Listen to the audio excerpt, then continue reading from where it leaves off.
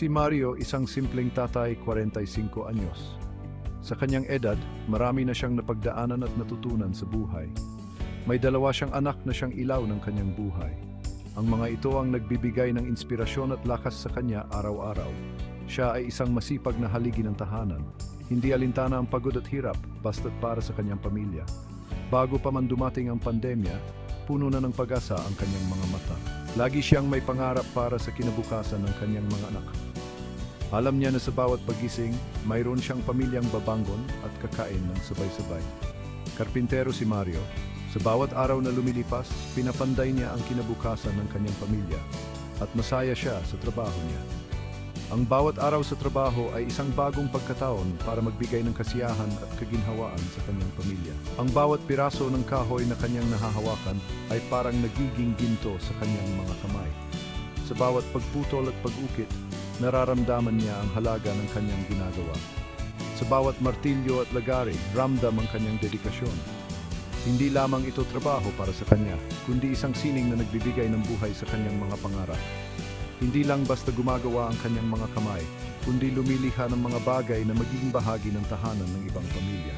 Ang bawat piraso ng muebles na kanyang ginagawa ay may kasamang pagmamahal at dedikasyon. Sa kabila ng simpleng pamumuhay, kontento na si Mario. Hindi niya hinahanap ang marangyang buhay sapagkat ang tunay na yaman para sa kanya ay ang kasiyahan ng kanyang pamilya. Ang ngiti ng kanyang mga anak at ang yakap ng kanyang asawa ang kanyang lakas. Sa bawat yakap at halik, nararamdaman niya ang tunay na kahulugan ng pagmamahal. Hindi niya kailangan ng marangya at mamahaling bagay. Ang simpleng pamumuhay ay sapat na para sa kanya, basta't kasama niya ang kanyang pamilya. Ang mahalaga sa kanya ay ang sama-sama nilang haharapin ang buhay. Sa bawat pagsubok at hamon, alam niyang hindi siya nag-iisa. Ang pagmamahal at pagkakaisa ng kanyang pamilya ang kanyang kayamanan. Sa bawat araw na lumilipas, pinapanday nila ang kanilang kinabukasan ng magkasama, puno ng pag-asa at pagmamahal. Isang araw, makulimlim ang langit. Ang mga ulap ay tila ba nagbabadya ng isang malaking unos na paparating. Tila ba mayroong mabigat na hangin na yumayakap sa buong paligid. Hindi mapakali si Mario. May kakaiba siyang nararamdaman. Ang bawat paghinga niya ay tila ba may kasamang pangamba. Nanghihina siya at parang nilalagnat. Ang kanyang katawan ay tila ba nawawala ng lakas at ang init na nararamdaman niya ay hindi pangkaraniwan.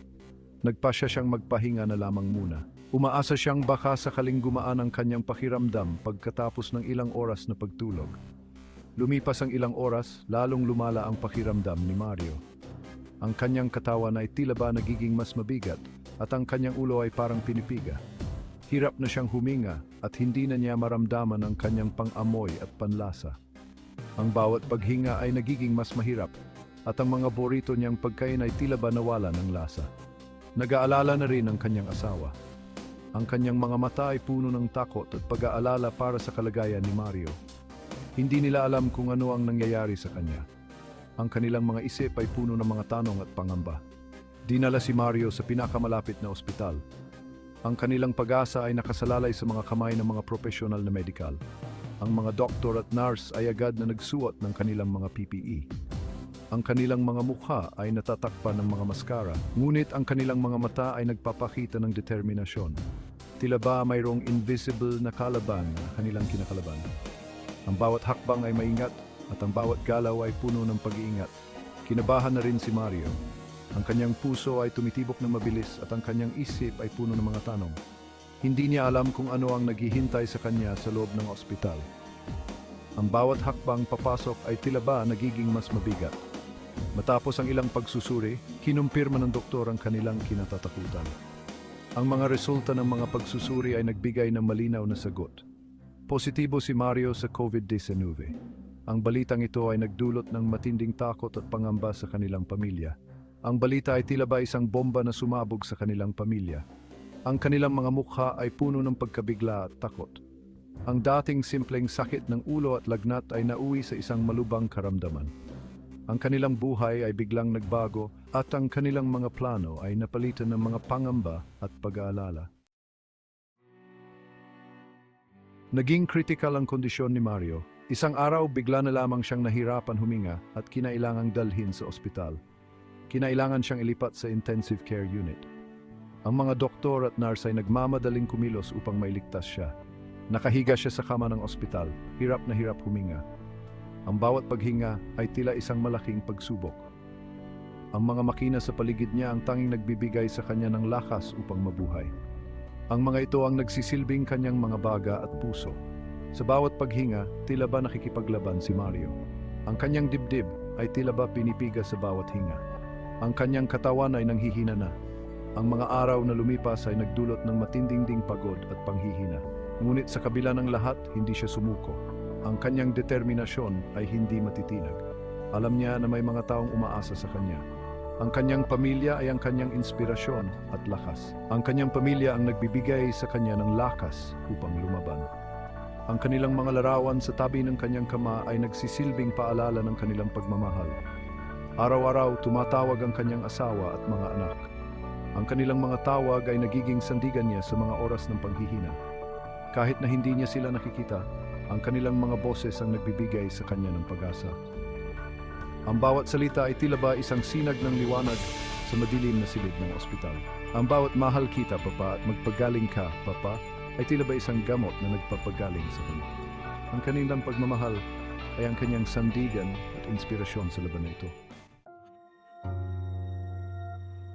Habang nasa ospital, hindi maalis sa isip ni Mario ang kanyang pamilya. Paano na sila? Sino ang mag-aalaga sa kanila? Paano na ang kanilang gastusin? Ang mga tanong na ito ang patuloy na gumugulo sa kanyang isipan. Ang gastos sa ospital ay hindi biro. Araw-araw, tumataas ang kanilang babayaran. Ang perang kanilang naipon ay unti-unting nauubos. Ang dating simpleng pamumuhay na kanilang kinagisnan ay tila ba naglaho sa isang iglap. Sa mga sandaling iyon, nakaramdam ng kawalan ng pag-asa si Mario. Hindi niya alam kung saan kukuha ng pantustos sa kanyang pagpapagamot. Ang bigat ng responsibilidad sa kanyang pamilya ang nagpapahirap sa kanya. Sa kabila ng pagsubok na kanilang pinagdadaanan, may mga taong nagpakita ng kabutihan sa pamilya ni Mario. Ang kanilang mga kapitbahay at kaibigan ay nagtulong-tulong upang makalikom ng pondo para sa kanyang pagpapagamot. Maging ang mga hindi nila kakilala ay nagpaabot din ng tulong. May mga nagbigay ng donasyon sa pamamagitan ng online fundraising. May mga nagpadala ng pagkain at gamot para sa kanyang pamilya. Ang mga simpleng akto ng kabaitan na ito ang nagbigay sa kanila ng pag-asa. Ang tulong na kanilang natanggap ay hindi lamang basta pinansyal. Ito ay nagbigay sa kanila ng lakas ng loob at pananampalataya, na kahit sa gitna ng unos may mga taong handang tumulong at magbigay ng pag-asa. Ang komunidad ay nagkaisa upang tulungan si Mario at ang kanyang pamilya. Ang kanilang kwento ay naipaabot sa lokal na pamahalaan at sa mga non-government organizations. Nakatanggap sila ng tulong pinansyal at medikal. Ang mga doktor at nurse ay hindi rin sumuko sa pag-aalaga kay Mario. Araw-araw, binabantayan nila ang kanyang kalagayan. Binigyan nila siya ng mga gamot at therapy na kailangan niya upang gumaling. Ang pagtutulungan ng lahat ay nagbunga ng maganda. Unti-unting bumuti ang kalagayan ni Mario. Ang dating panghihina ay napalitan ng lakas. Ang dating takot ay napalitan ng pag-asa. Matapos ang ilang linggong pakikipaglaban sa ospital, sa wakas ay gumaling na rin si Mario. Naka-recover na siya mula sa COVID-19. Ang saya at tuwa ay hindi maikubli sa kanyang mga mata. Sa kanyang paglabas ng ospital, sinalubong siya ng kanyang pamilya at mga kaibigan. Ang kanilang mga yakap at halik ang pinakamasarap na regalong kanyang natanggap. Ito ang nagpatunay sa kanya na hindi siya nag-iisa sa kanyang laban. Ang karanasan ni Mario ay nagbigay sa kanya ng bagong pananaw sa buhay. Mas lalo niyang na-appreciate ang kalagahan ng pamilya, kalusugan at pagmamahal. Ang bawat araw ay isang regalo at pagkakataon upang managutan. Ang karanasan ni Mario sa pakikipaglaban sa COVID-19 ay nag-iwan ng malalim na marka sa kanyang puso. Hindi niya malilimutan ang takot, sakit, at hirap na kanyang pinagdaanan. Ngunit hindi rin niya malilimutan ang kabutihan, pagmamahal, at pag-asa na kanyang natanggap. Dahil dito, nagdesisyon si Mario na gamitin ang kanyang karanasan upang makatulong sa iba. Nais niyang ibahagi ang kanyang kwento upang magbigay inspirasyon at pag-asa sa mga taong dumaraan din sa matinding pagsubok. Naging aktibo si Mario sa kanilang komunidad. Sumali siya sa mga grupo na naglayong magbigay ng tulong sa mga pasyente ng COVID-19 at sa kanilang mga pamilya. Nagbibigay siya ng payo at suporta sa mga taong nakakaranas ng depresyon at anxiety dahil sa pandemya. Ang kwento ni Mario ay isang patunay na kahit sa pinakamadilim na panahon, mayroon pa ring liwanag ng pag-asa. Ang kanyang karanasan ay nagpapaalala sa atin na hindi tayo nag-iisa sa ating mga laban. Mayroon tayong pamilya, kaibigan at komunidad na handang tumulong sa atin. Ang kabutihan ng tao ay nananaig pa rin sa kabila ng mga pagsubok. Ang pananampalataya at pagmamahal ang magbibigay sa atin ng lakas upang malampasan ang anumang unos. Si Mario ay isang ordinaryong tao na dumanas ng extraordinaryong pagsubok. Ang kanyang kwento ay isang inspirasyon sa ating lahat. Ito ay nagtuturo sa atin na maging matatag, matapang at mapagmahal sa lahat ng pagkakataon. Ang buhay ay puno ng pagsubok, ngunit ito rin ay puno ng pag-asa at bagong simula. Huwag tayong matakot na humingi ng tulong at magbigay ng tulong sa ating kapwa. Sa pagtutulungan at pagmamahalan, malalampasan ng anumang pagsubok na dumating sa ating buhay.